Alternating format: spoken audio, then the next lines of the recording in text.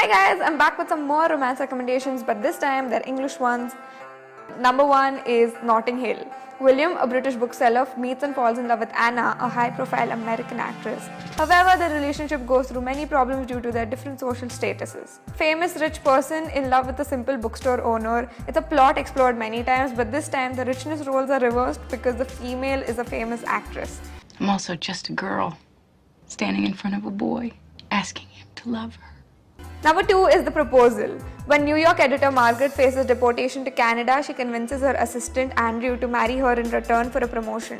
A trip to his hometown, however, brings many surprises her way. This one is a very rom-com-y rom-com, but it's actually hilarious. What am I allergic to? Pine nuts and the full spectrum of human emotion. Oh, that's so funny. Number 3 is Love and Other Drugs. Jamie Randall, a pharmaceutical sales representative, loves flirting with women, but when he finally meets his ideal match, his sudden career boom prevents him from being with her. This one has Anne Hathaway and Jake Gyllenhaal, and it really gets you into your feels. Number 4, What's Your Number? Ali suffers from the worst time of her life when her career ends after her boyfriend dumps her. She decides to get her life back on track by finding true love from the men she has dated in the past. Any guesses for what is this number that they're talking about?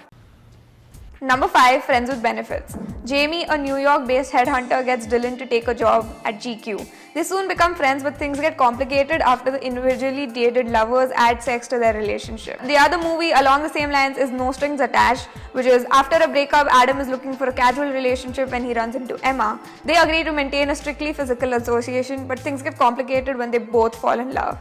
How cool and weird is it that each of these movies individually have Ashton Kutcher and Mila Kunis and they're both married now?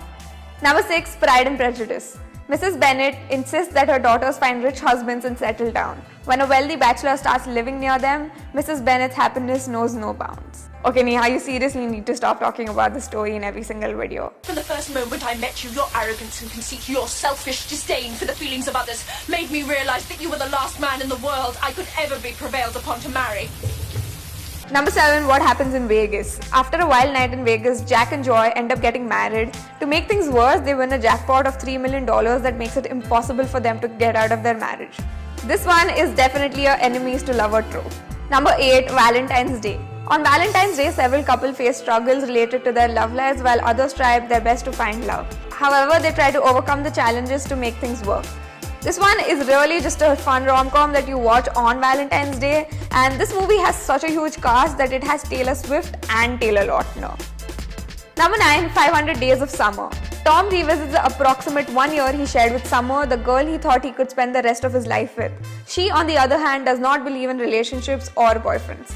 This is your chance to watch the Senti movie that every single cinema-related Instagram account posts quotes from. Number 10, Crazy Rich Asians.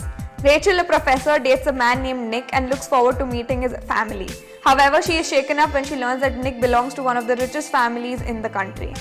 Asian representation, but the books are way better. I just had to say that. I'm sorry, I had to say it. Number 11, 5 Feet Apart. A pair of teenagers with cystic fibrosis meet in a hospital and fall in love, though their diseases mean they must avoid close physical contact. Keep ready a bucket while watching this because you will definitely need it for your tears. I know what I'm talking about because I was watching this film on a flight and I was crying my eyes out. And just a small little fun fact, the guy sitting next to me, this old man, had a seizure while I was watching this. So you can imagine what my memories of this film are. Number 12, Set It Up. Two overworked and underpaid assistants come up with a plan to get their bosses off their backs by setting them up with each other. This one is refreshingly sweet. Number 13, Confessions of a Shopaholic. Rebecca Broomwood is addicted to shopping and accepts a job as a finance columnist to be able to pay a huge debt. Amidst the struggle, she finds herself falling in love with a wealthy entrepreneur.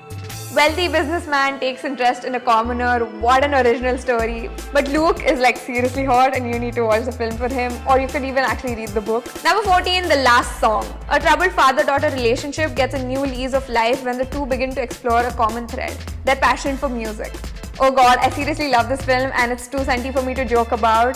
But what the hell happened to Lily? Number 15 and the last one on this list is Me Before You. After losing her job, Louisa, I don't know how to pronounce this, Clark is forced to accept one which requires her to take care of Will Traynor, a recently paralyzed man. The two of them bond with each other. You are pretty much the only thing that makes me want to get up in the morning. Aww. So those are my 15 English rom-com recommendations. I hope you guys got some good suggestions from those.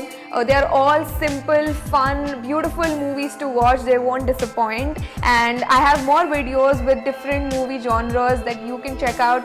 They're all recommendations for specific genres of movies.